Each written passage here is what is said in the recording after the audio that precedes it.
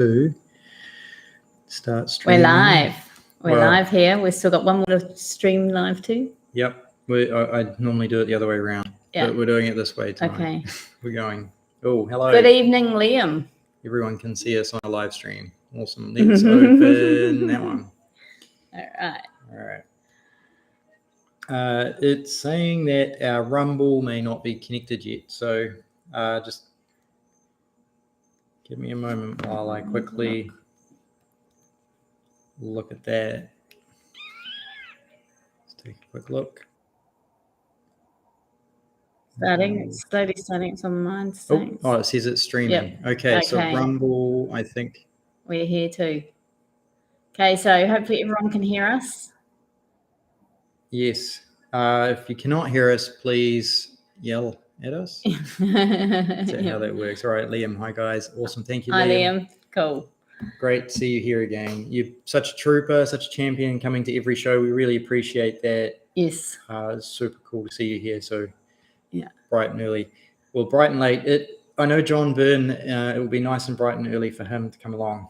And I know he would love to be here earlier. All right. Let's do it. Week 7. Week 7. Thank you. Yeah. Okie dokie. If anybody needs the diploma, you can come to our website, and if you scroll down, we have a My First Bitcoin Diploma section where you can download the English or the Spanish, and you can also go to the GitHub and see all of the work that they have put up there, because occasionally they will update the diploma.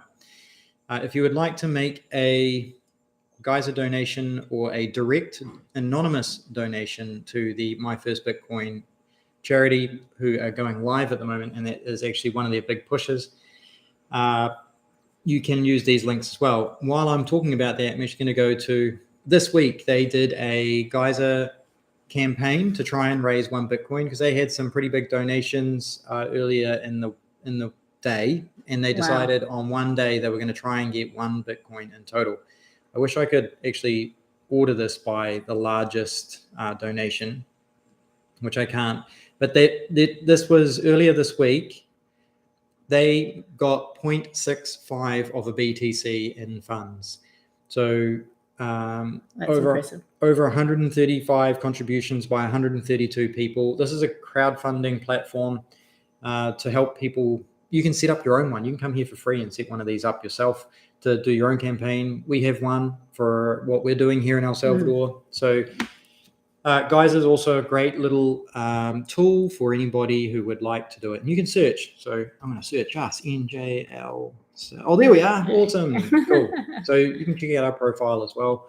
But this is all about My First Bitcoin tonight. So please go and support them and take a look at that project. All right. Speaking of awesome people that do awesome things, we have 3 partners which have actually offered to give you guys a hardware device. This is a seed signer. Don't touch my seed signer. So if you would like one of these, please go to the website, and at the top of the website right now, you need to be in the draw to get to be in. You need to sign up to that form in particular to have the chance to win one of these. Yeah. Free. This thing is completely open source in terms of the hardware and the software that it uses. It's a great hardware device. It's all 3D printed, so you can even sit down and print your own one at home, which is really awesome. These people are pushing really hard to make a great device for Bitcoiners where you don't have to trust anybody.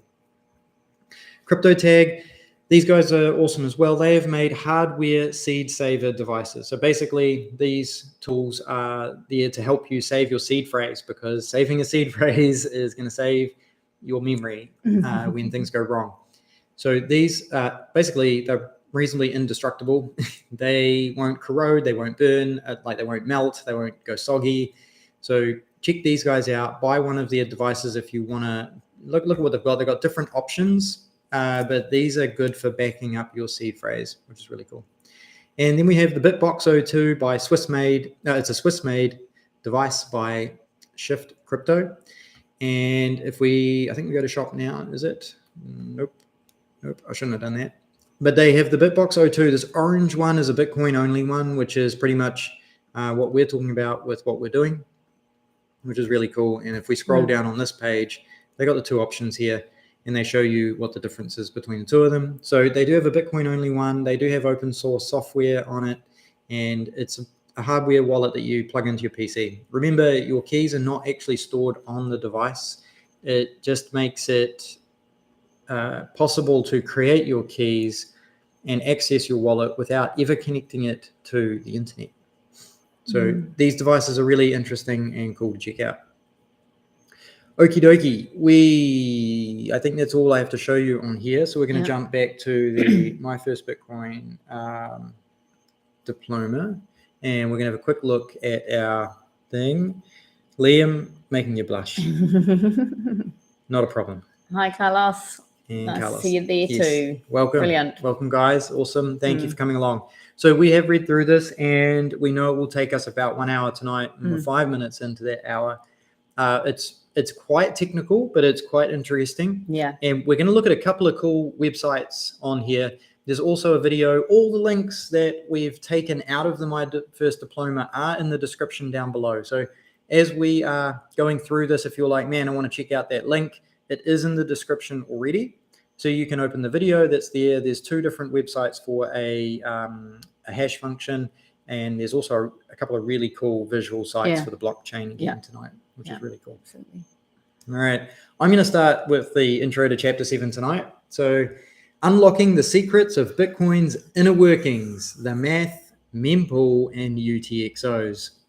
Putting the double spend issue to rest, understanding Bitcoin's solution. So a double spend is when you try and spend it twice.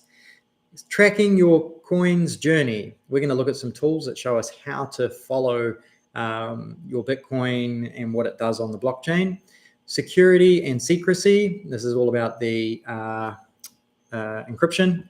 The mempool or memory pool, understanding the holding tank of Bitcoin transactions. And again, this is where we got like these cool visual tools to use.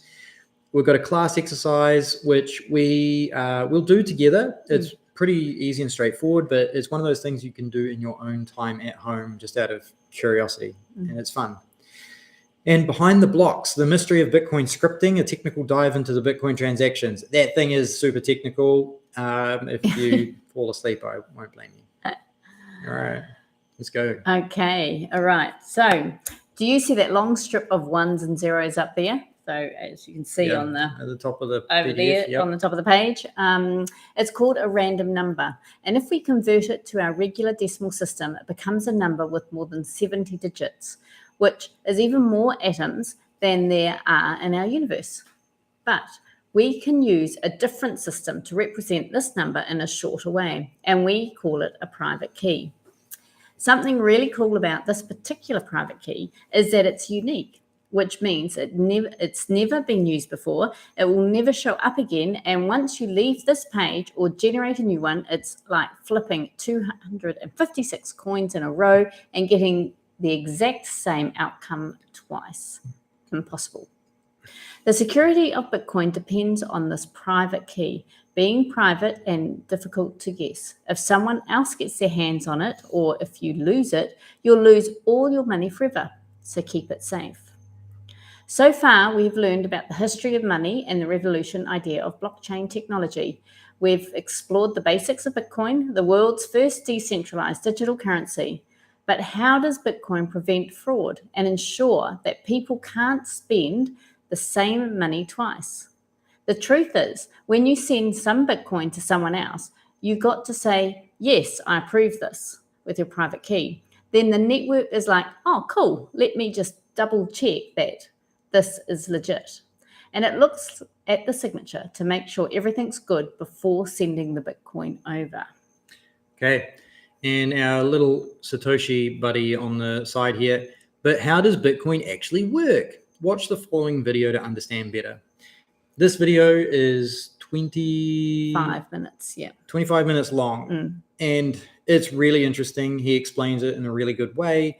I'd really recommend taking a look at it because he breaks down some of the things that we talk about tonight in more detail. And it's just, it's cool. And he's also got this really cool, like, animated dude who's like, Anyway, worth a watch. The link is down in the description down below. and we'll go from there. So I'm just going to switch back to the PDF. Yeah. So the PDF here, down the bottom, we've actually got two screenshots of the transactions. I'm not going to bother going into them in too much detail.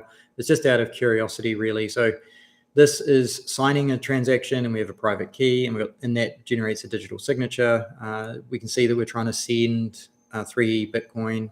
And then on the right, we're verifying the transaction, and it's created the digital signature, and it's got the public key. And we're going to go into more detail as to what this is all about, because it may all look really confusing at this point. Yeah.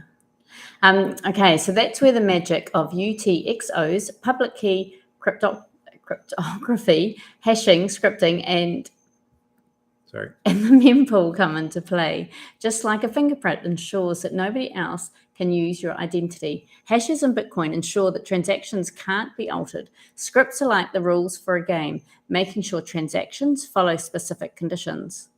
UTXOs are like the building blocks of a puzzle, keeping track of all the money in your virtual wallet. And the mempool acts like a holding area, making sure all the transactions are verified before being added to the blockchain. So we looked at that last week, but we are re-looking at it again today.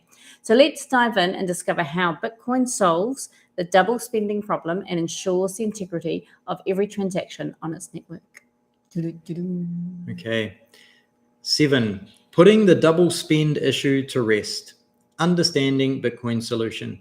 When they say putting it to rest, what they're actually talking about is, in the past, a lot of digital cash systems, it was easy for people to manipulate the database and spend things twice if they could. And it's the way the Bitcoin network and blockchain is created that stops this. So let's dig into it. Remind me, what is the double spend problem? I guess I just answered that. Private and public keys and Bitcoin transactions. As we've experienced, are represented by a series of random numbers and letters that can be viewed on any device with internet access. So on the right here, double spending, we've got our little Angry Bird piggy thing.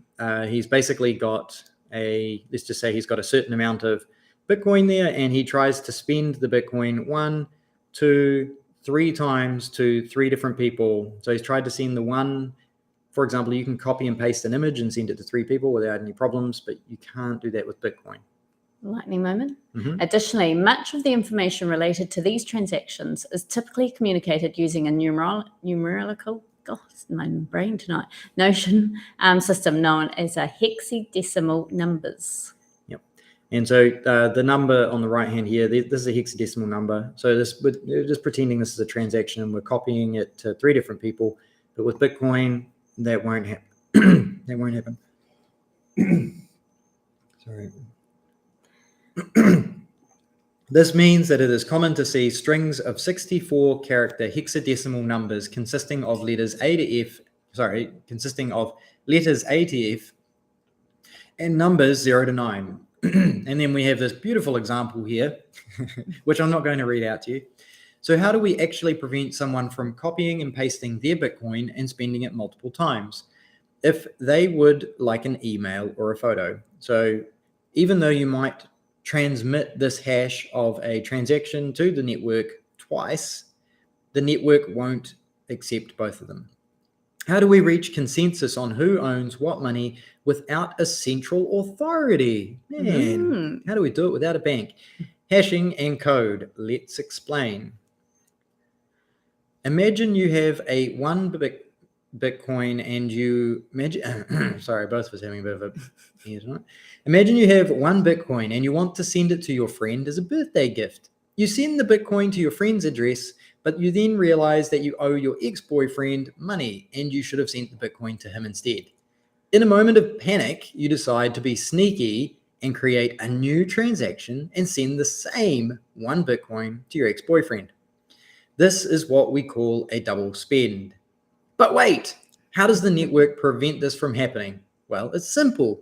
The nodes on the network detecting conflicting transactions and only allow one to go through based on a set of rules known as the consensus rules.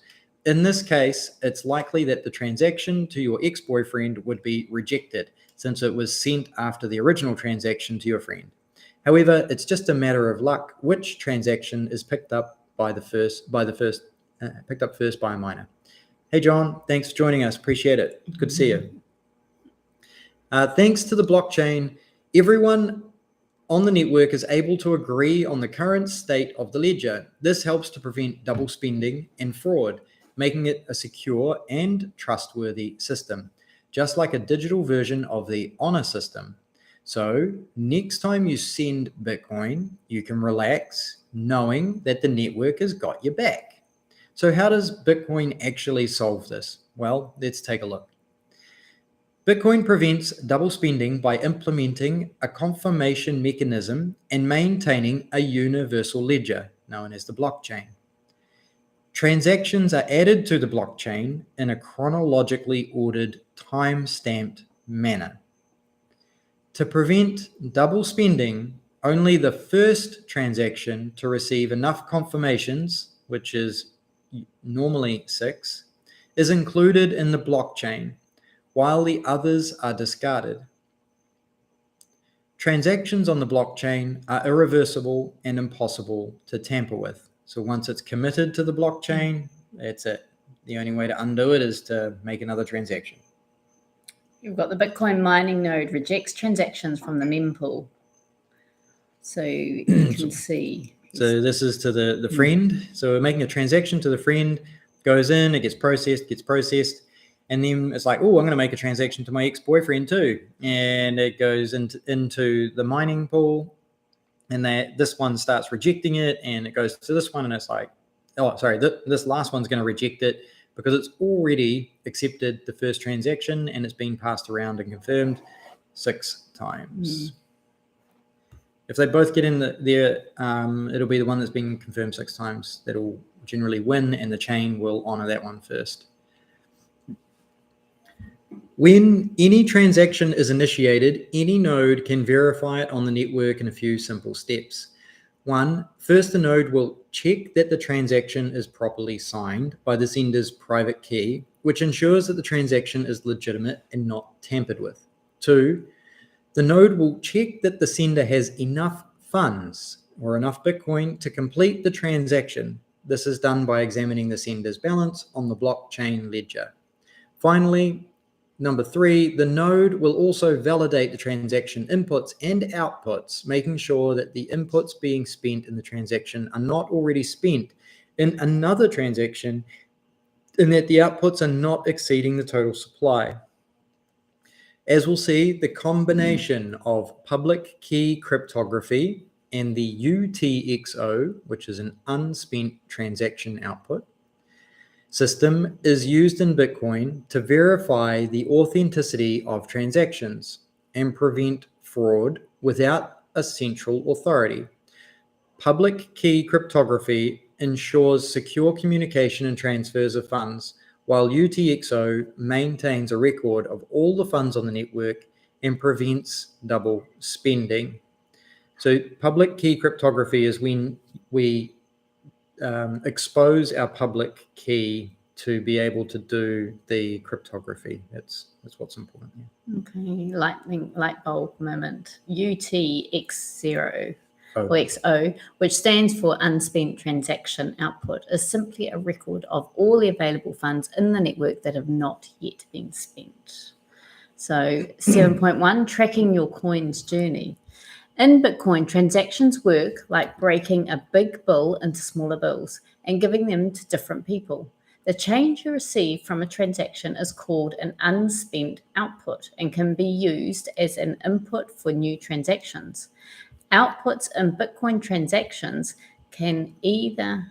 One moment. James Turner. I know. I've got a frozen browser. One moment. Okay. Okay, there we go. All right, so what we're going to do now is we're going to cut back to that. All right, good to go. I lose my screen, hence why. Yeah. Right. Okay, right. Blah, blah, blah, blah. Okay, Bitcoin transactions. Okay, the change you receive from the transactions is called an unspent output and can be used as an input for new transactions. Outputs in Bitcoin transactions can either be spent or unspent, and unspent outputs are considered valuable because they can be used in new transactions. Think of it like using multiple gift cards to pay for a purchase. The gift cards from previous transactions acts as inputs, and the change you receive is represented by a new gift card with the remaining amount. This is similar to how Bitcoin transactions work with UTXOs. What are UTXOs? Okay, so the balance of a wallet is the sum of all the users' UTXOs. The UTXOs are used to track the ownership of the Bitcoin in the network. When a transaction is made, it creates a new UTXOs. And when a transaction is spent, it uses up existing UTXOs. So UTXOs is like digital coins in the world of Bitcoin. And it is the change that you get back after you spend some Bitcoin. That's kind of does sound quite confusing. It sounds super confusing. And I think the easy way to explain it is basically what's happening is you have a pot inside your wallet and it has one or multiple pieces of Bitcoin. You can have multiple pots with Bitcoin. And if I want to pay Nicki, what happens is I put my hand in that pot and basically I count out what I need to give. I basically take that pot, tip it all into my hand, count out what I need to give to Nicki, and I send that to her, and whatever's left in there gets transferred to a new pot back in my wallet. So the change gets put back in my wallet after I've paid the miner fees and Nicki.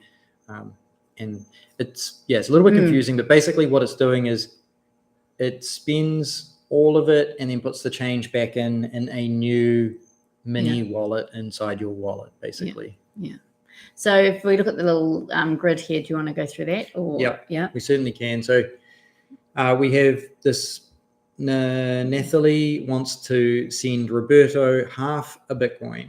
So UTXO, she has an unspent transaction output with one whole Bitcoin inside it. And so what she's going to do is this is probably a good explanation, going to send that one Bitcoin to make the payment of half. It creates a new transaction output of 0.5 from the original one to send to Roberto. Now, there's also a network fee of 0.1, which goes to the miners. And then there's also change, which is 0.4.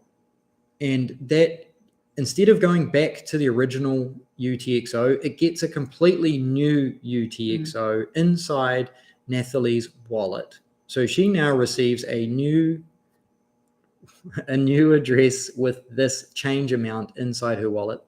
So even though she spent 0.5 plus 0.1, which is 0.6 in total, to do the transaction, she will have 0.4 left, but it will be in a new little pocket inside her wallet. Okay. So how UTXOs work in Bitcoin transactions. Okay. When a transaction is made and the amount of Bitcoin that is sent is divided into multiple outputs, each of which is associated with a specific address. When sending Bitcoin to someone, you will use one or more unspent transaction outputs as the source of the funds. These UTXOs will be combined, if necessary, to create a new output that belongs to the recipient of the transaction. This new output, or UTXO, will then become the recipient's property and can be used as a source of funds in a future transaction. This change of UTXOs creates a transparent and traceable history of all Bitcoin transactions on the blockchain, starting from the very first block. And I think what's awesome about this diagram is it's slightly different again, where it's a little more complicated. And if Alice wants to send a transaction of 5 Bitcoin, she needs to combine these two first UTXOs from her wallet. And she combines those to get a total of 6. She sends 5 minus the transaction fees, and then whatever's left will be sent back to her as a new UTXO inside her existing wallet. This is really technical stuff, but what they're basically demonstrating here is that there's a really good system this is the ledger system to keep track of all the transactions that are happening to make sure that a double spend doesn't happen. All right, I've got might have some questions in a minute Okay, for that, but that's good. I'll keep going for this Questions in a are good. moment. Yeah. So, for example, if somebody wants to send 2 Bitcoin but has a UTXO worth of 5 Bitcoin, the difference of 3 Bitcoin is sent back to the sender as change. This change is a new UTXO for the sender and can be spent in a further transaction. In the example, Alice sends Bob 5 BTC while retaining some for herself. She combines 6 Bitcoin from her 4 UTXOs, which totals 23 Bitcoin, and sends 5 to Bob and the 0.99 back to herself with a 0.01 fee for processing. The transaction is then added to the blockchain, updating all nodes with a copy of the updated UTXO ledger. If Alice then tries to send 23 Bitcoin BTC to Examiner in a separate transaction, the nodes will reject it as some of the output has already been spent. Do you have questions on that? Yeah. No, what was more of a not so much a question, but what I was thinking is if you dollar cost average and you're putting money into your Bitcoin savings wallet, Yes. then each transaction that you're putting money into your Bitcoin savings bank is a different UTXO. Yes. Okay. Yep. Cool. Yep. But even though you see the total amount that's sitting in there, but there is actually a whole lot of different UTXOs. Yes. Okay. Cool. So your wallet has like a parent address, which has the total of everything inside it. Yep. No, that makes sense. Okay. No, that's cool. So if anyone has any queries on that, please put it in the notes and we'll talk more after we've gone through this. Right. If someone were to attempt to use a spent output in their transaction, it will likely be rejected by the network nodes. This is because these nodes maintain a copy of the same database set and can easily reach a consensus by checking the balance of each address before validating any new transaction. This ensures the integrity and the validity of the transactions on the network. So let's look at another example. So this tonight is a bit of a tongue twister for technical words. If anybody wants something that's a little less tongue twisting, please hit the like button, make some comments, and share it with anybody that you think would benefit from this course. This is number 7 out of 10. It will also help the algorithm push it out there so people know that they should come here and watch tonight. Yes. Okay. Do some proof of work. Yeah. Okay, so the only person who has private key for an address can access the UTXOs stored in that address. For example, if Evelyn has a private key for address number 1, then she will see 0.5 Bitcoin in her wallet. If Salo has a private key for address number 2, he will see 2.3 Bitcoin in his wallet. So you can actually see on the screen Evelyn's wallet and Salo's wallet. Okay, so when Evelyn sends 0.3 Bitcoin to Salo, her wallet generates a new private key and address number 3. The original UTXO on address number 1 gets spent, and the 2 new UTOs are created, one for Salo's address with 0.3 Bitcoin and one for Evelyn's new address with 0.2 Bitcoin. After this transaction is recorded in the ledger, Salo's wallet shows 2.6 Bitcoin and Evelyn's wallet shows 0.2 Bitcoin. This is a real, it's to say it is challenging, but the summary is it's a ledger. And what we're doing is we're talking through the transactions and the updating this person's wallet and this person's wallet. So the blockchain keeps track of everything and it creates new addresses with new amounts because that is actually the most efficient way for it to work and check things going forward. Yeah. Okay, so below is an actual screenshot of a real transaction where there is only one input. However, in more general cases, the starting balance could be the sum of multiple UTXOs that a person has accumulated from previous transactions. What observations can you make? Do the inputs match the outputs? Can you describe the details of the transaction?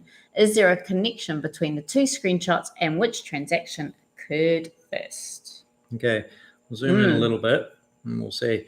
So we'll start on this top left one. Might zoom in one more. Or was that too much? It's too much. All right. So our little friend Satoshi here, we've got one input. So we've got a wallet with 24 BTC inside it. And this number along the top is the address. And then we have a Bitcoin balance. On the right-hand side, they're making a transaction. They've paid a fee to a miner of 2,490 Satoshis. And then they have an address here, which is one address is a change out address, and one address is the payment address. Now, I'm going to guess that they're making a payment of 10 BTC to somebody. So this address will be their friend, and then the change address is most likely going to be this 14 and change. That's probably the easiest way to look at it. And then if we look on the right-hand side here, we now have, where are we? We've got the 24.85. So we've got three inputs, 24.7 and 24.7. They're all going in, and they're now creating a miner's fee and two output addresses. So the starting wallet had three input UTXOs, and the end result will be paying the miner, paying the person, which will probably be this 50 BTC because it's a round number, and the change address, which is most likely going to be this 24.34 because it's looks like change. Now, the question is asking, do we know which transaction happened first? So we have this first transaction where we're sending 24.34 to somebody, and we have this one where we're basically sending 50, I guess. But what we can see here is Nicki rightfully pointed out the first thing she noticed when we did this today was that this 24.34 is the same amount as this one. And if we then look at the address, so it starts with 3LK, ends with YXG. We'll have a look, 3LK and YXG. So the address, the transaction that happened first was this second one with the three inputs. So they made this transaction, which gave this change output. And then from the change output, they then made a second transaction afterwards. So I hope that makes sense. It's actually quite a good visualization of what's happening. And we're actually going to look at this website soon. I'm really, really excited to share that one with everybody. All right. Okay. Right, nearly done for this chapter. Okay, so generally, spent outputs are displayed in red and unspent outputs in green. This color coding provides a visual way to quickly identify spent and unspent outputs, which can be useful for tracking transactions and understanding the flow of funds in the blockchain. So that graph up there, were they? So they weren't red or green. They weren't really, sorry? Red or green? No, they're referencing this image on the left. Okay. And this is just another way to show the transaction. Okay. So what's happening here is they've got this awesome, at the top one, they're showing a really cool visualization. So you've got these really cool like infographic people now who have come to the web, and they create these really nifty, beautiful visual looks as we're this one here on the left-hand side. This is a classic HTML coder sort of answer, or a classic output. These are the type of outputs I used to deal with in the early days. I never used to have the beautiful ones. And you can see here, this first transaction is they're saying it's unspent. So it's the change address that, oh wait, it's spent, I think. No, unspent. It's gone home. I know, but it's got a 0.8, which is a clean number. And then they've got the 11, which is, anyway, I'm not exactly sure. I haven't studied the image enough to know, but it makes sense when you're doing your transactions and looking at it. Yeah. All right. Bastian, thank you very much for hello, and thank you very much for sharing on Twitter. We do also post a tweet. We post on Twitter and Noster. If you follow our profiles, which can be found on our Twitter profile, there is a link to our Vita page, and you can find both of our profiles on there. And we've created a tweet for tonight. If you can share those, it'd be awesome. Thank you very much. Appreciate it. Helps with bringing people in to learn more. 7.2, security and secrecy. All right. Please don't be intimidated by the technical terms and mathematical concepts ahead. I think they should put that right at the start Yeah. of this chapter. No. It should have been at the start. There's a lot of big words. There's a lot of technical words for what's happening. So let's carry on.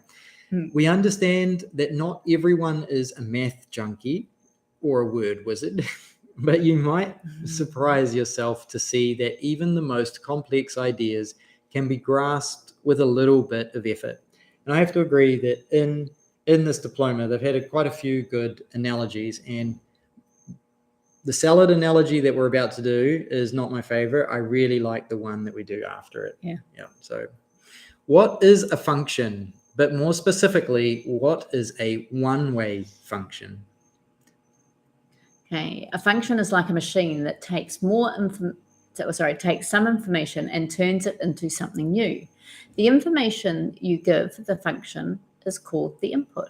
The new information the function makes is called the output. Functions help computers do tasks and solve problems. If anybody's ever done a little bit of programming for like JavaScript or something more complex, functions are very common and very popular, and they're like a little isolated box, like the diagram on the right here. You put in text and you get formatted text out. It's really cool. Think of it like a recipe for making a salad. The recipe or function tells you what ingredients to use and how to mix them together to make the salad. You can put different ingredients in, but the recipe will always give you the salad as the output. Functions can be used to help make things easier and more efficient. So this recipe, therefore, is a function that takes the ingredients as inputs and generates the tossed salad as the output. So this function is pretty versatile. You could throw all sorts of things into your salad and you will always get a salad. And in theory, as long as you put good things in, you'll always get like an edible result. And it's very versatile. In Bitcoin, functions are utilized to execute transactions. We already know that transactions in Bitcoin are essentially transfers of value from one address to another. And that was all the UTXO stuff we're also looking at. To perform a transaction, a number of cryptographic functions are used to validate the transaction and update the state of the Bitcoin blockchain, which is a decentralized ledger that keeps track of all transactions.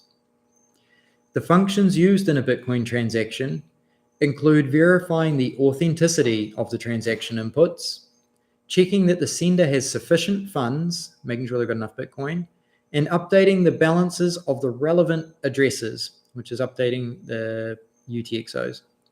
Once a transaction is verified and added to the blockchain, it becomes part of the permanent record of all transactions on the network. And this one-way function is, I like this analogy that we're about to go into here.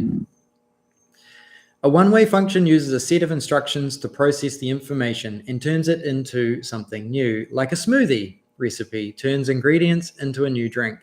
But just as you can't unblend a smoothie to get the original ingredients back, you can't reverse the one-way function to get the original information back.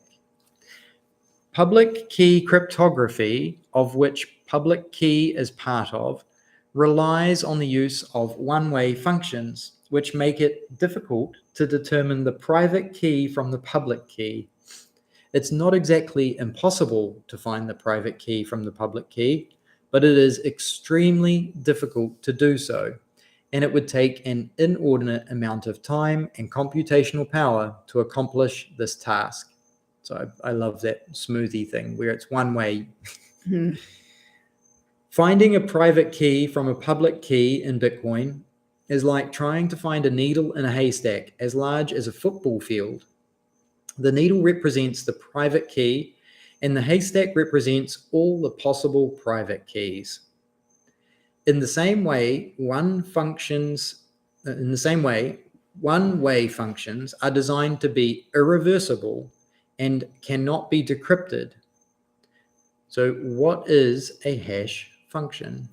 Hashing is like a fingerprint for digital data. It is a process of taking a digital message and turning it into a fixed length code, which serves as a unique identifier. Just like a fingerprint, you can identify a person. A hash can identify a digital message. Hashes are used in many applications, including Bitcoin transactions. How hashing is used in Bitcoin transactions. In Bitcoin, every transaction is hashed before it is added to the blockchain. And this is basically where a function goes and throws in a whole heap of inputs and you get a hash. That's what's happening. The hash acts as a signature for the transaction, verifying that the transaction is valid and has not been tampered with.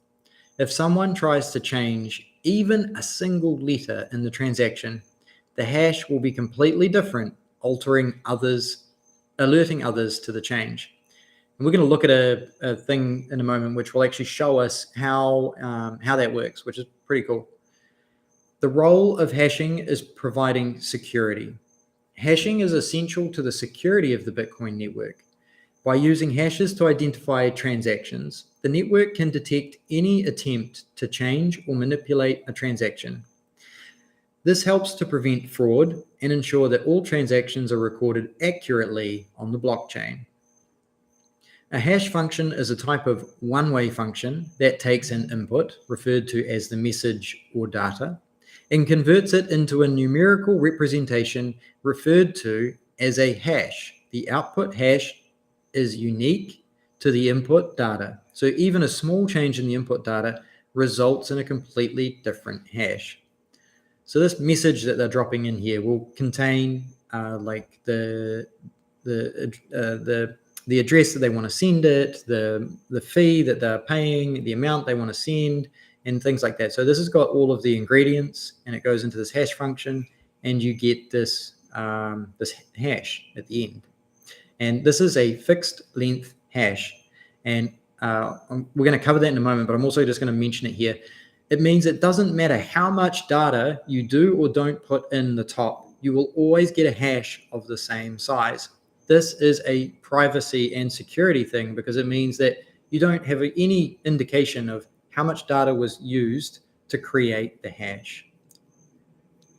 A hash function is like a secret code machine. It takes in a message and turns it into code. The code always looks the same for the same message. If you change the message even a little, the code will be completely different, or the hash will be completely different.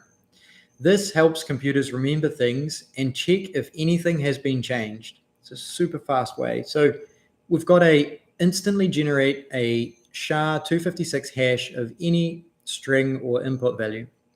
This is a pretty cool example. There's a link down in the website, down in the description if you want to check it out.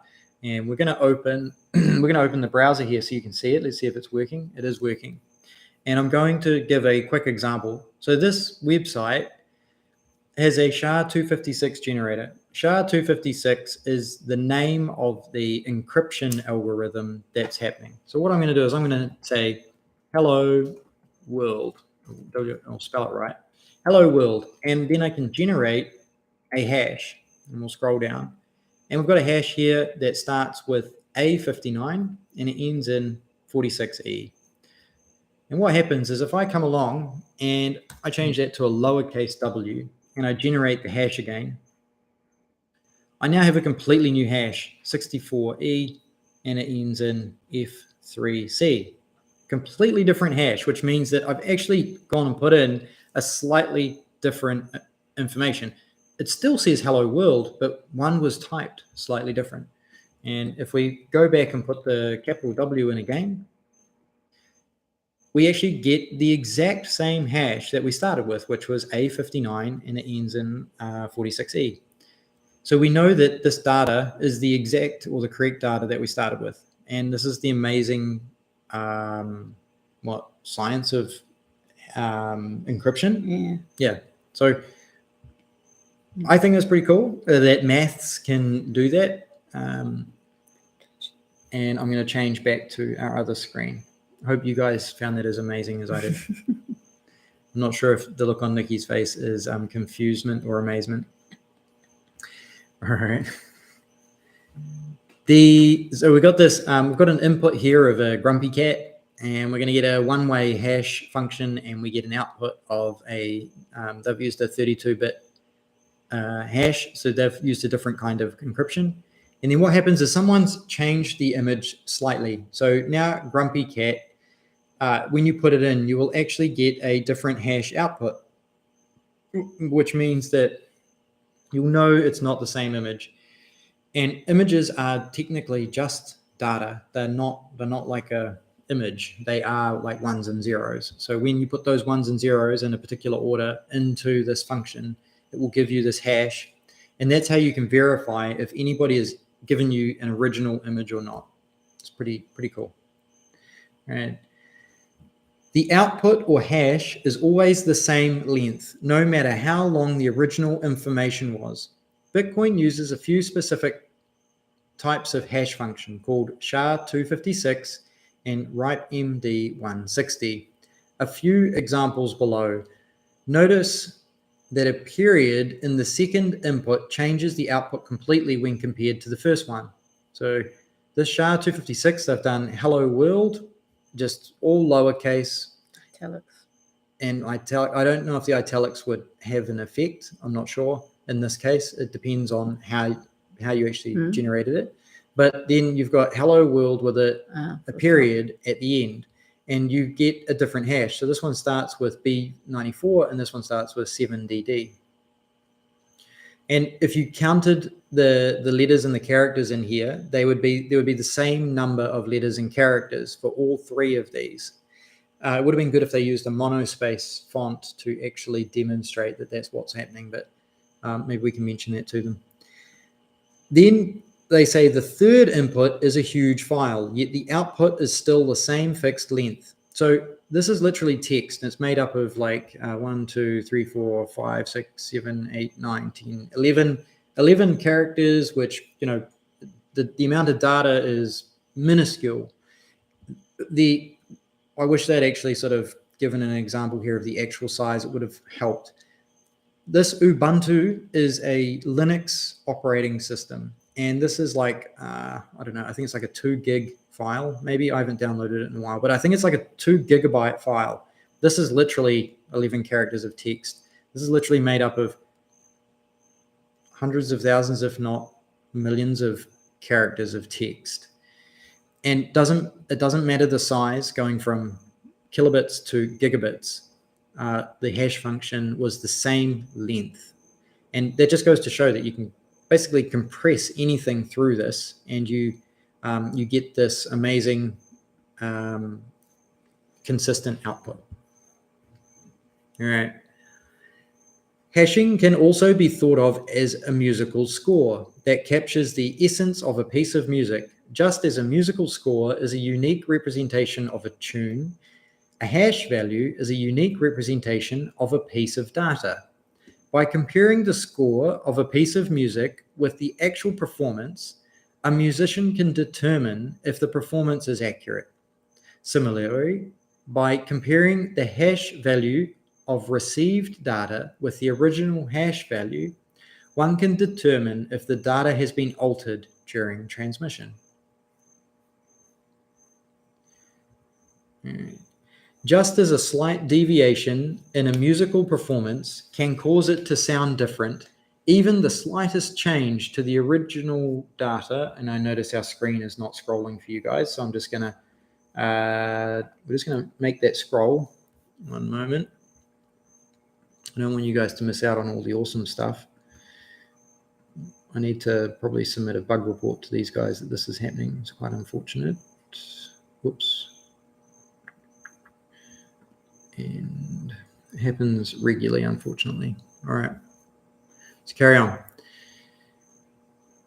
This makes hashing a powerful tool for ensuring that the integrity and authenticity of digital information. The process of encoding the public key through hashing is used to improve the security of information by converting it into a fixed length, which provides privacy, unreadable format, privacy and security. Bitcoin uses the SHA-256 and RIPE-MD160 algorithms to produce public addresses. The resulting output serves as a unique identifier for the public key and helps to ensure the integrity and security of transactions stored in the blockchain. By encoding the information in this way, it becomes more difficult for unauthorized individuals to access and manipulate the data. And Satoshi here has got this, in this link, you'll find another hash generator where you can try it out for yourself. So we'll quickly take a look at that one as well. Remember, the link for these hash generators is down in the description if you would like to check these out for yourself. And that one's also frozen. It's not doing well. It's switching between them, is it? Ta-da. Whoops. Do that again, and ta-da. All right. So this hash function generator, same thing as before. And what's kind of cool about it is we will do hello world. And this gives us the A59 ending in 146E. And if you remember, this hash generator here, the 256 hash generator, gave us the same thing, A59 ending in 146E.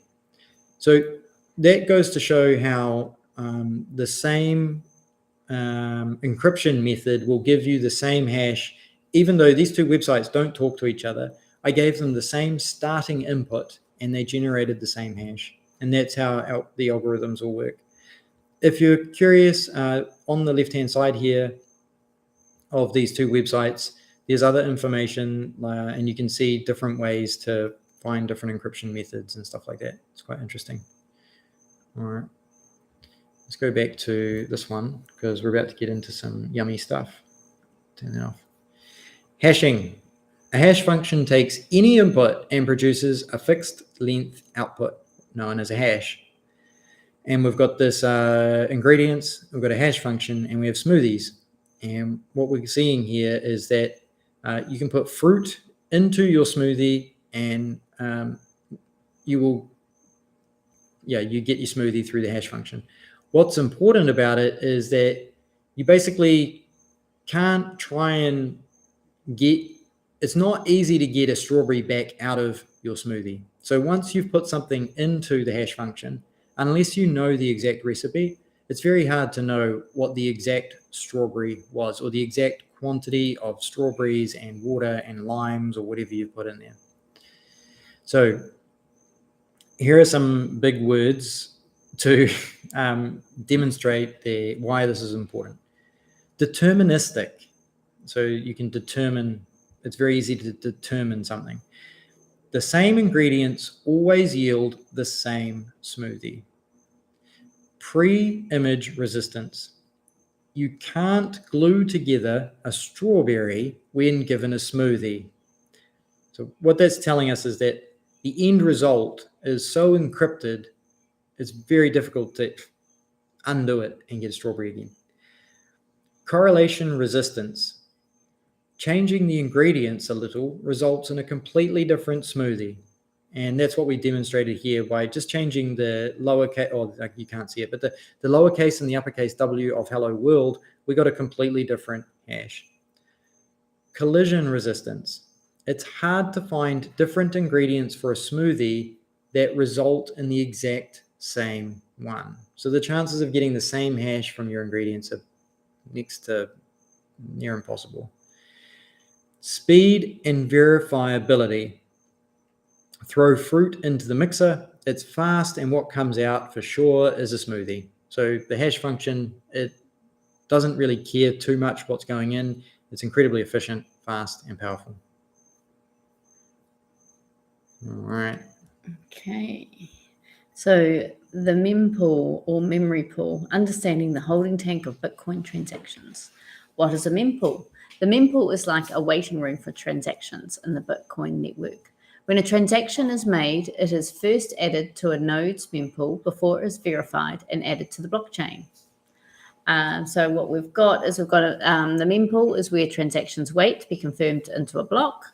And then you can sort of see that there's a list of different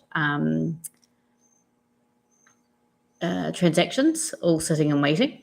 When a node first receives a transaction from a peer, it has to verify the transaction is legit. Nobody wants faulty or deceptive transactions. And then we've got the main purpose of the mempool is relay unconfirmed transactions. 2, provide miners transactions to mine. And that's it. Okay. So the information light bulb mempool synchronization allows nodes to share their transactions with other nodes by sending a message containing a list of verified transactions in the mempool. So miner 1 has a blue transaction and it says, hey, miner 2, I have a blue one, and the miner 2 goes, oh, I got a yellow one. And so they both push that information to create a mempool which shows both transactions. So they're sharing information which creates a shared knowledge of potential transactions to be processed into the blockchain. Mm-hmm. And to accept to memory pool involves checking things like, do I already have this transaction?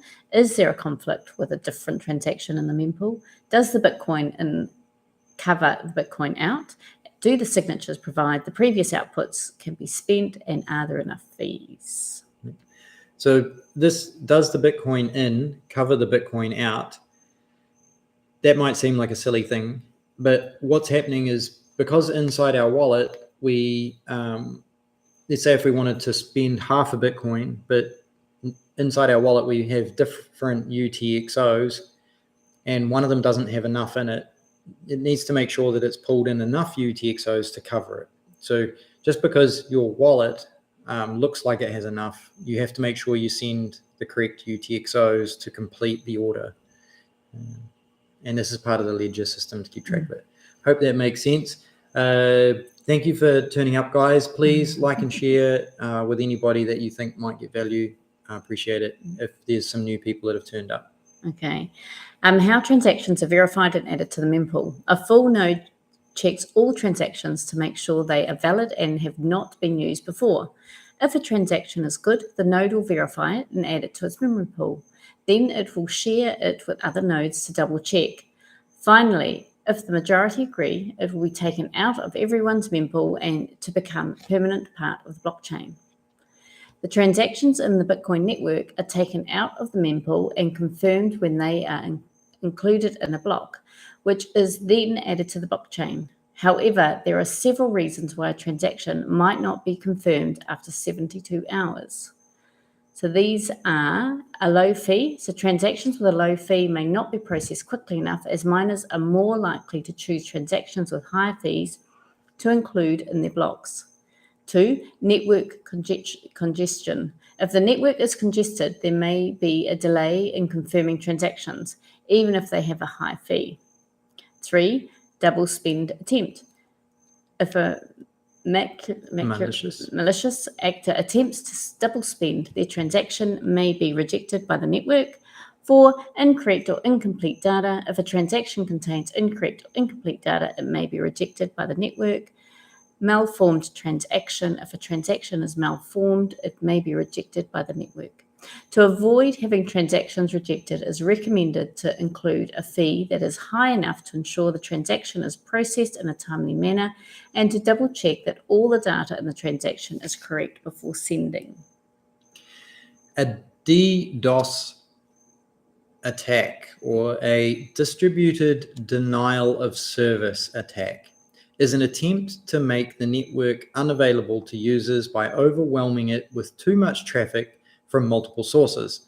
This attack aims to disrupt normal traffic of a website or service by overwhelming it with fake traffic, making it difficult or impossible for real users to access it. So what they're talking about there is they're actually referencing number 2, basically. And one of the beauties of Bitcoin is because it is a distributed computing network, they would need to attack everybody's mining nodes at the same time. And it's not like Facebook where they know where the data center is and they can hone in on their data center in particular and just go for it. You have to find maybe 10,000 plus different computers all over the world and target them directly to, actually it'd be more than that because there's plenty of miners. I'm thinking about nodes in general. Anyway, you'd have to target them specifically. So it makes it a lot harder for people to do that kind of attack. Now, also, they talk about fees. And last week, we actually looked at a site called Mempool, which I'm going to bring up again now. That's not the site on the QR code, but I'm bringing it up because they talked about the fees, and your transaction might be denied if the fee is not high enough. And on the left here with the green blocks, this is the mempool. And you'll see here the right-hand side of the transactions that are looking to go into the mempool next. So I'm just clicking on this block. So they just processed a block. But it says that the average price per virtual sat to process is 3, but the highest amount people are willing to pay is 211 sats per virtual byte. And there's 1,400 transactions going in here, and there's 16 blocks with a total of like 6,000 transactions waiting in the mempool to be processed. So in total, there's like 7,000 or 8,000 transactions in here, everything from the cheapest to the most expensive. And this little graphic in the bottom right is literally the transactions that are most likely to go into the next block. All right, that's not the one we're going to look at. The actual, we're going to look at this one, which is pretty cool. So I might just quickly flip back to the PDF for a moment, because in the PDF, this Satoshi here, he's got a QR code, which unfortunately the QR code doesn't work. But the good news is this link here is what was meant to be in the QR code, and it does work. So this link is in the description if you want to take it and have a look. And this is a class exercise. So on hold, examining the unconfirmed transactions of the Bitcoin network. So that's the transactions that are in the mempool. And so we've just visited that website, and we're about to go back there in just a moment. Then remember, in the description, there is a link, and it is called monospace.live. So we've got a number of questions here, and we're going to go through them together while we look at the actual website. So let's pull that up again, because it looks awesome. Oh, you got it here. Yep. Yeah. Okay, excellent. So this big floaty orange block here in the middle, this is the latest block. So what that means is that this was the most recent set of transactions to be confirmed in the blockchain. And if we click on one of these little squares in here, we can just pick any square. It can be a big one or a small one. They give you some basic information when you hover over it. But when you click on it, it tells you one confirmation. So this has been confirmed by the network one time. And this number of confirmations changes, as we talked about, 6 for it to be like official. And we'll see here, one input. Somebody has 101 Bitcoin that they've in their UTXO, which is pretty cool.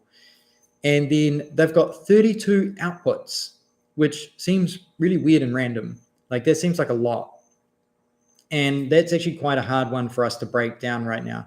If I was to guess as to what's happening based on the image here, it appears that they're paying lots of different people or amounts. So you'll see that they're paying around, is it 100,000 Satoshis? So they're paying around 100,000 Satoshis. I don't know how many transactions are here, but there's quite a few. All right. And then at the end here, they have a change address. I'm going to confidently guess this is the change address at this point, with 100 Bitcoin, which will be their new UTXO. And I'm guessing this is a service that has gone and paid a whole heap of subscribers or something like that. That was probably not the best example. Let's take a look at this one. But it was great to see that, because it'd be hard for me to find it if I deliberately wanted to find it, because this is a common transaction. Here's a person that has this 1,311 Satoshis. They paid a miner fee of 765 Satoshis, which was more than half of the transaction. And then the exchange address now only has 546 Satoshis in it. This is also a really weird transaction to see on the network. Like the value, I don't know why someone made a transaction like this where more than 50% ended up being the fees. Do you have a question? Well, it obviously wouldn't be a Lightning one. No. This is all blockchain. Yeah, this is on chain. So On-chain, that's not yeah. a Lightning transaction. That's no. on chain. Wow. Right. So one of the questions we have to do is locate the unconfirmed transactions. Okay, so the unconfirmed transactions, all these images falling in the background, these are literal transactions entering the mempool. So every one that falls from the sky is a transaction that's being added to the mempool. And if we click on one of these, we can see these are now waiting to be processed. So I've just clicked on a random one down the bottom. And this person has I'd really like to find someone who's got multiple UTXOs, but we've got what we've got. So this person, they've got 1.2 BTC and they're making a payment. So they're definitely paying a fee here. And then they've got two transactions. One is 0.02922 and one is 1.23. I am going to guess that they've made a payment to somebody for 0.02922. It just seems that way to me. I don't imagine they would have spent the entire Bitcoin. What's cool is you've actually got these arrows and you can go back and forward and take a look at some of these transactions. So this transaction just got a confirmation. Maybe their fee was quite good. But you use these arrows and you can go backwards and forwards to see what was happening. And you'll see that it's not the first time this one address has actually made a small transaction before. And if we go back again, they've made another small transaction. And we can even look at the days and the times. So it was today at 1:15, yesterday at 11 o'clock at night, 9 o'clock at night yesterday, 8 o'clock at night. So it's interesting because what's that? Every couple of hours, they're making a small transaction. Who knows where or what? But it's just interesting that you can step through these and take a look. And you'll notice 201 confirmations here, which is really interesting. So some of the questions that we were meant to answer there was, what information can you find? So we can see the fee that they're paying. So the sats per byte is 26, which we saw on the other one. Can you follow the history? So we use these little arrows to follow histories. How many addresses do you see? So in this example that we've got open now, we can see we have a fee, and then we have a change, and we've got a spend address, which is most likely that one, and a change address, which is most likely that one. Does the input match the output? And wouldn't that be one as well? Starting one? The starting one is a UTXO. Is that was that here? Didn't they say that? Oh, no, addresses. Sorry. No. Yeah. That's right. Tomorrow. Can you follow the UTXO? Do you recognize which BTC has been spent? So, yep, I think we sort of looked at that. Okay. Does the input match the output? Does the input match the output? Does the input? Yes. If you add up all of these here, they will actually match the original input. Every transaction appears to have a fee, a minor fee. And who does the fee go to? Is it fair? The fee goes to the miner. Is it fair? Well, it's people pay for the speed that they want. Who pays the fee? The person making the transaction pays for the fee. And can you locate how much Bitcoin was transferred from one address to the other? And yes, we can.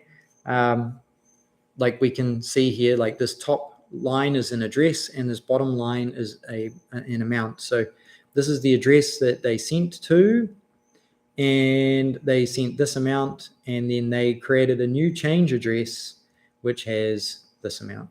And this is why it's quite hard to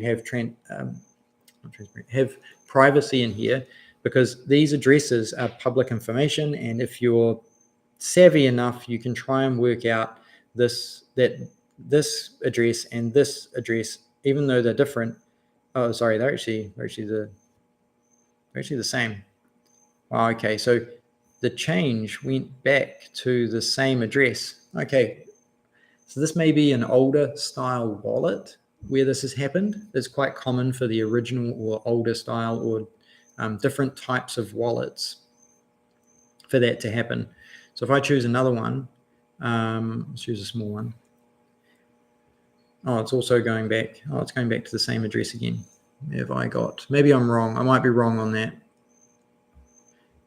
It's just transferred everything to a completely different address. And okay, so this is more of, oh no, it's doing the same thing. It's going back to the same address. I must be wrong on it. That's all right. I might be wrong on that. Alrighty, we need to carry on because the time is moving on. So they had a few more things to do there. I'm just going to switch screens. They asked us to write down a transaction ID, the fee rate, which we're not going to do. Analyze other transactions, which we've done. We've had a look at those. Consider what it means for a block to be mined, and it's basically mining is the confirmation of the transactions. And be prepared to discuss these observations and questions in the next class. So it sounds like in the next chapter, we are going to do that. Okay, behind the blocks, the mystery of Bitcoin scripting. The script is a programming language used in Bitcoin to create smart contracts and automate transactions. To understand script, it's helpful to think of it as a set of instructions that tell the Bitcoin network what to do with specific transaction. So just so everybody knows, we're actually really close to the end, and this is quite a technical breakdown. So we're going to move through it as quickly as we can. So hang around, won't be too much longer. A smart contract is a self-executing contract with the terms of the agreement between buyer and seller being directly written into lines of code. The code and the agreements contained within it exist on a blockchain network and are enforced automatically. Okay, so think of it like a vending machine. You put in money, make a selection, and the machine dispenses your item automatically. In the same way, a smart contract automatically executes the terms of the agreement between two parties without the need for intermediaries such as lawyers or banks. For example, a smart contract could be used to represent a financial agreement such as a loan or a bond. The term of the agreement, such as the interest rate and the repayment schedule, are encoded into the contract.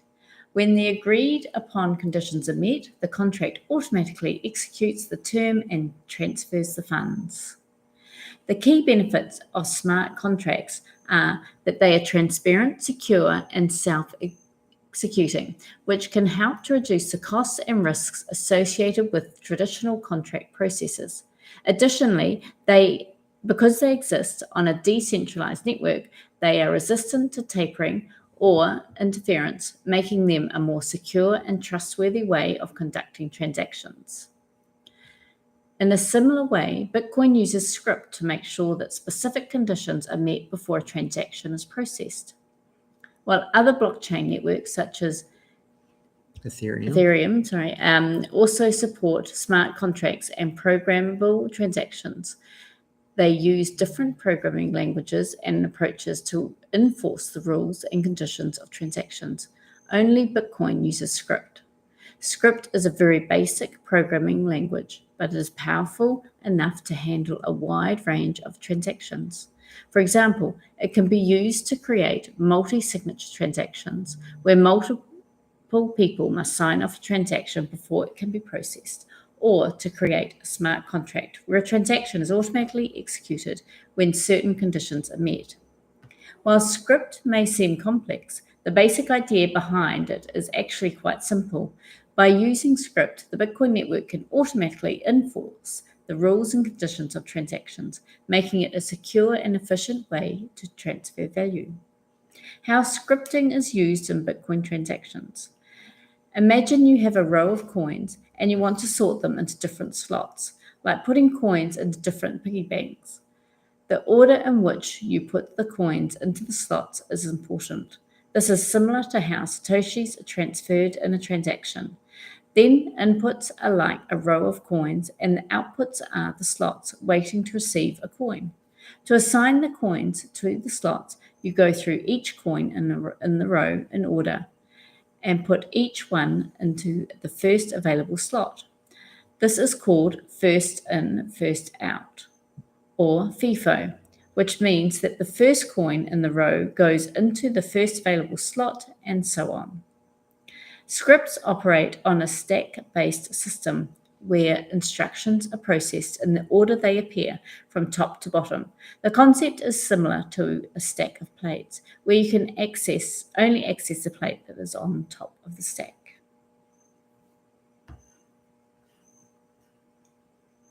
Okay, a basic Bitcoin transaction uses at least one locking script and one unlocking script to determine who can access the funds in a particular wallet address. The locking script can be thought of as a list of instructions that describes how the recipient of the funds can access them, while the unlocking script unlocks the funds. Think of a script as a recipe for baking a cake. Just as you need to follow the steps in the recipe to make the cake, the computer needs to follow the instructions in a script in a specific order to transfer the ownership of Bitcoin. By using locking and unlocking scripts along with private and public keys, the ownership and the transfer of UTXOs can be securely tracked and verified.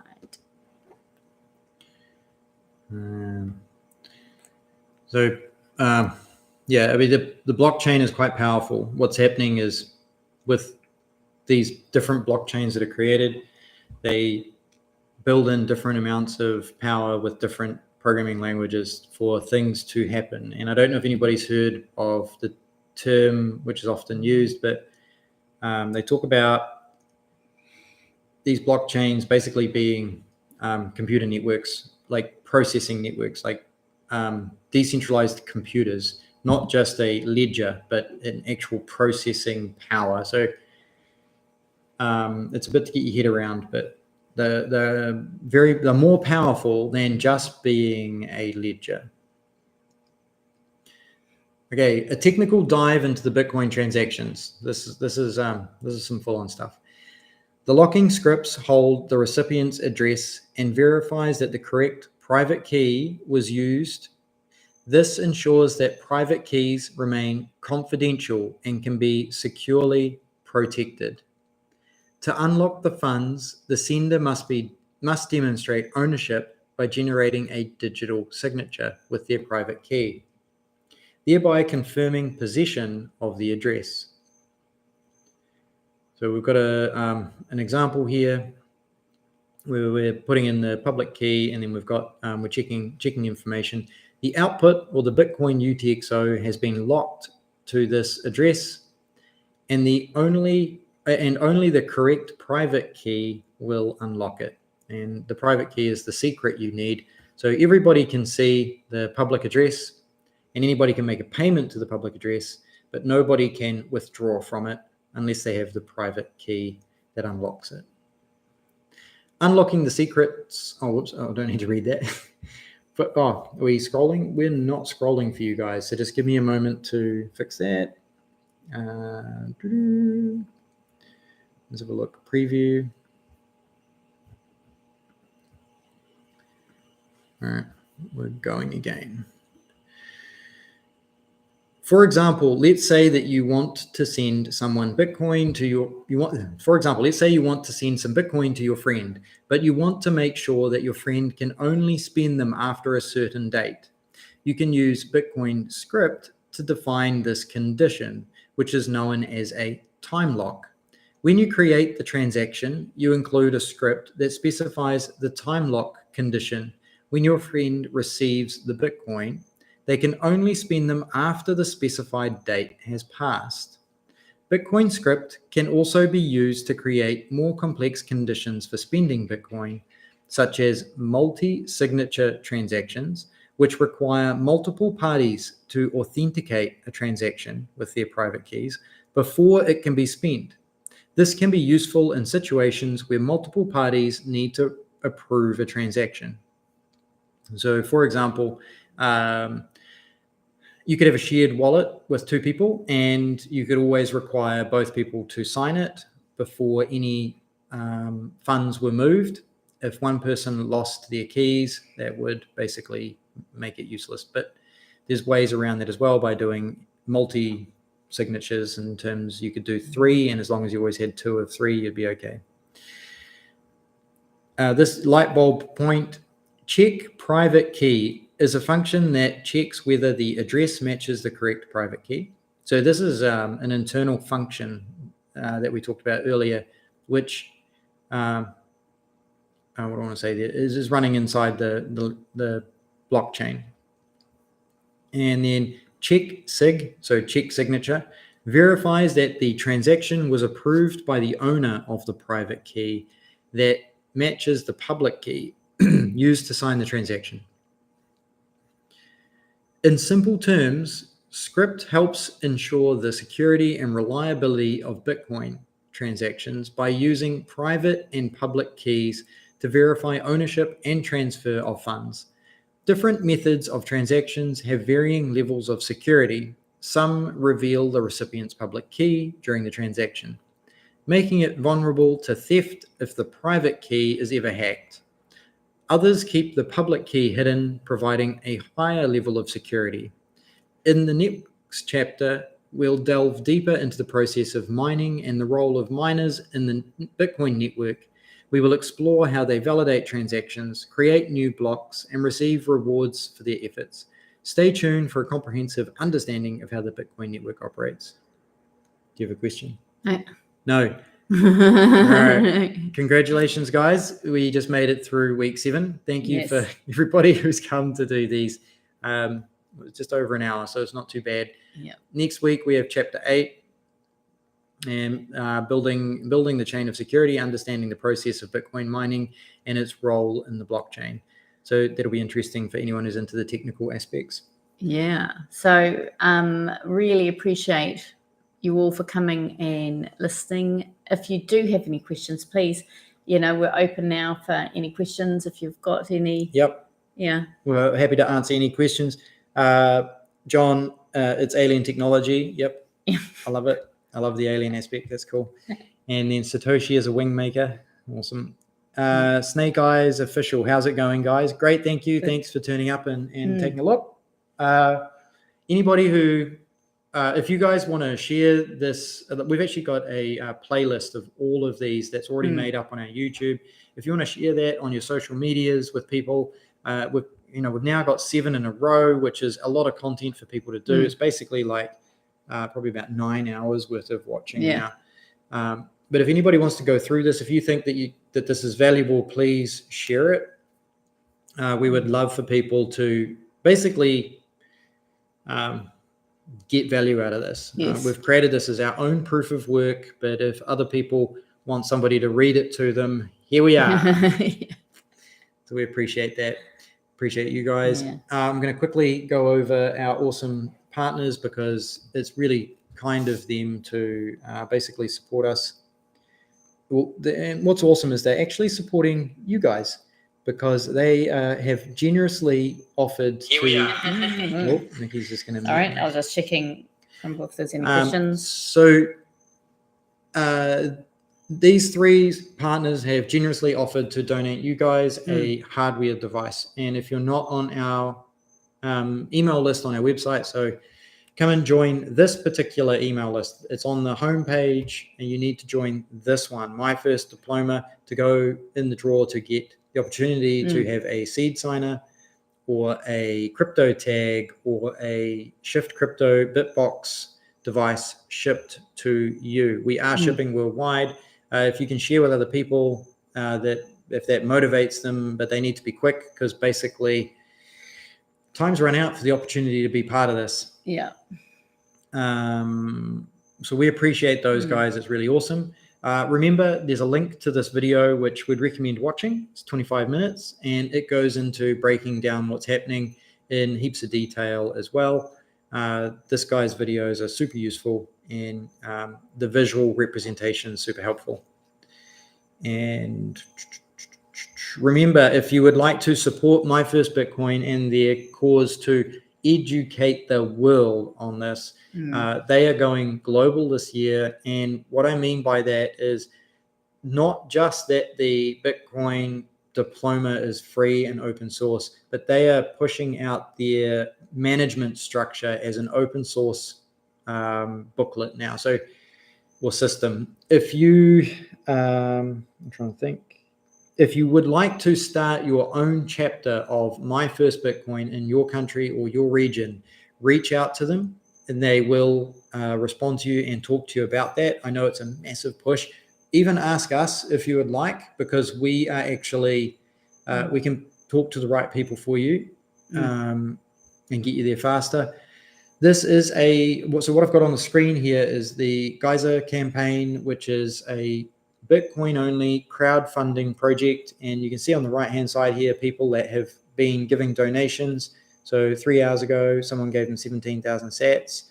Even you can do a small, like this person, 21 sats. It's so cool. Like you can't do a fraction, such a small fraction of fiat money to a cause. 21 sats. I don't even know what that's worth at the moment. I think sats converted. So John Byrne was kind enough to share this with us. So let's put in 21 sats. Well, we want to do it here. 21 sats is going to be, it's 0.0061 cents right now. And there's no way you can donate that little amount of money to a charity using fiat currency. That is the power of the Bitcoin network. So it's super cool. Come and play. Like, look at all these 21s. That's so cool. 21 sats. But there's some big ones in here as well. Anyway, I'm rambling on giving a donation to these guys. Thank you very much for coming along. I'm going to check the comments again. So let's do that. And we're going to basically wrap it up. A lot to learn. Never stop learning. No. Life is a learning journey. It never finishes. I'm always learning things about Bitcoin. The technology is always changing. I was thinking about it today, actually. I was thinking when I first learned about Lightning, I was so excited about the possibilities. It wasn't even a thing at the time. You couldn't just go and download a wallet like you can now. If you would like to play with Lightning, some of the best wallets that we use, Wallet of Satoshi is incredibly fast and easy to download, low friction, available in, I think, every country, and on iPhone and Android. Our next favorite is Blink. Blink is fantastic in terms of it's feature rich. It's not available in all app stores. So that's the only thing. And that was the Bitcoin Beach wallet. Yeah, that was the Bitcoin Beach wallet. It's now Blink. Yeah. And they've just introduced more languages and more currencies, and they have stable sats built in, which means that you can lock value. So it's really worth checking out. Some others that we really like, Moon is a great Bitcoin and Lightning self-custody wallet. It's just that its features are a bit lackluster, but it's fantastic for Bitcoin and on-chain and Lightning, and it's self-custody. Check out Phoenix and Breeze. Check out Phoenix and Breeze. They are both also self-custody, in terms of you can back up your keys, and they are largely Lightning. Another one that we really enjoy is Blue Wallet, but it's largely all on chain now, but you will be able to connect your Lightning wallet to your own node if you can. They've just turned off their Lightning feature. All of those wallets are awesome wallets, worth checking out, and I love it. I love you guys. I love you, John. It's so good. So I'm just going to read out John's comment because I just love this stuff. We're living in a matrix written on mathematics called Adinkra codes. And I'm going to have to look that up now. Thanks, John. Thank you for turning up. Please share this with anybody or your social profiles that you think could get value from it. I mean, we're just doing this for our own proof of work. We're so glad that you guys can come and share this, and it will change in the future. So yeah, any feedback also open. Thank you very much. And Bitcoin to 1 million is part of the program. Whoop, whoop. Yep. Let's do it. To the moon. Yep, to the moon. Okay, chapter 8 next week. Yep, looking forward to seeing you guys. Have an awesome week, everybody. Yes. Yeah. Stay safe out there. Please share. Yep. Thank you.